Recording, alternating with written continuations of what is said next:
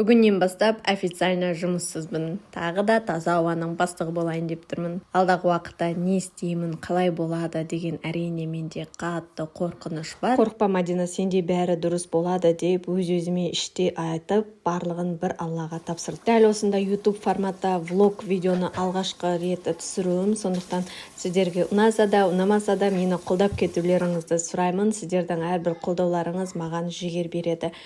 Бүгінгі күнімнен қысқаша үзінділерді түсіріп сіздерге салып отырмын.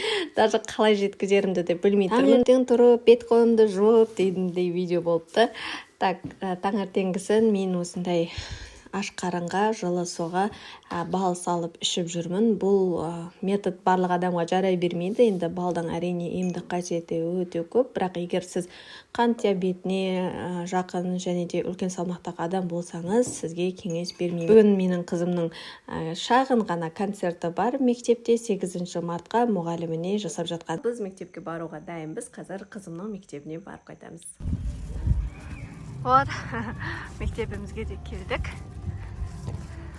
Қазір шағын концертіміз бар. Тауда қараңыздаршы, қандай әдемі.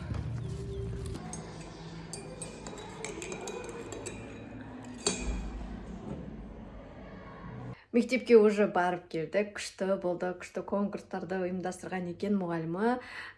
Сонымен қазір үйге келіп, енді тамақ дайындағалы жатырмын. Кешкі асқа менде просто спагетти болады бүгін. Ал достар, бүгінгі видео блогымды енді осы жерден аяқтағым келіп тұр. Сіздерге ұнады деген ойдамын. Бұл менің әрине ең алғашқы видеом.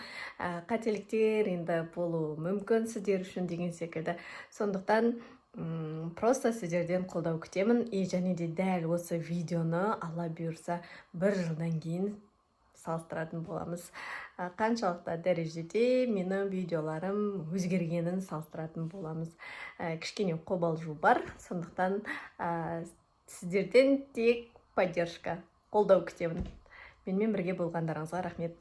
Каналыма тіркелуді ұмытпаңыздар.